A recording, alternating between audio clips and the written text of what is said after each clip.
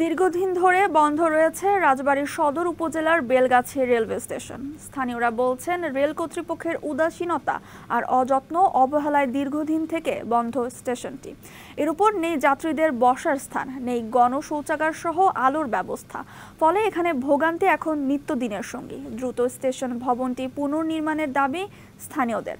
আর সংশ্লিষ্ট দপ্তর বলছে, বিষয়টি জানানো হবে ঊর্ধ্বতন কর্তৃপক্ষকে। একসময় যাত্রী ও মানুষের কোলাহলে পূর্ণ থাকত রাজবাড়ীর বেলগাছি রেলওয়ে স্টেশন। লোহার ঘণ্টা আর গার্ডের বাঁশির শব্দে ব্যস্ত থাকত স্টেশন এলাকা। ট্রেনে বেলগাছির বিখ্যাত গুড় ওঠাতে ব্যস্ত থাকতেন কুলি সর্দারেরা। 1872 সালে চালু হওয়ার পর রাজবাড়ী সদর উপজেলার বেলগাছি রেলওয়ে স্টেশনটি বন্ধ হয়ে যায় 2008 সালে। এতে চুরি হয়ে গেছে স্টেশনের অনেক যন্ত্রাংশ।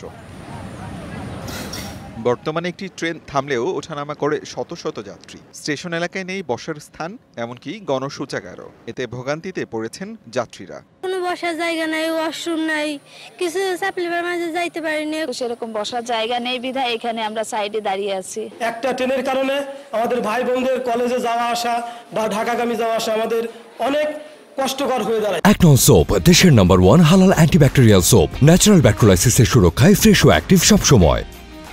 বন্ধ হয়েছে স্টেশন এলাকার অনেক ব্যবসার প্রতিষ্ঠান, দখল হয়েছে অনেক জমি। একটি আধুনিক রেলওয়ে স্টেশন নির্মাণের দাবি স্থানীয়দের। তো এখন যুগের পরিক্রমায় দেখা যাচ্ছে যে বেলগাছির তেমন কোনো উন্নয়ন হয় নাই। রেলের জমি প্রায় সব দখল হয়ে গেছে, ঘর বাড়ি মানুষে করে নিচ্ছে। আমরা চাই একটি আধুনিক এবং মডেল রেল স্টেশন এখানে হোক। এমন দাবির মুখে বেলগাছি রেলওয়ে স্টেশনটি আবারও চালুর ব্যাপারে ঊর্ধ্বতন কর্তৃপক্ষের সাথে আলোচনা করবেন বলে জানালেন এই কর্মকর্তা। স্থানীয় জনগণ আমাদের জানিয়েছেন ফোনে, আমরা বিষয়টা আমাদের ঊর্ধ্বতন কর্তৃপক্ষ নজরে নিয়ে আসব এবং এ ব্যাপারে আমরা নিজেরাও আন্তরিক, যেহেতু এটা ঐতিহ্যবাহী স্টেশন, এলাকার জনগণের প্রতি শ্রদ্ধা রেখে আমি আমার ঊর্ধ্বতন কর্তৃপক্ষের কাছে ওনাদের আবেদনটা আমি পৌঁছে দিব।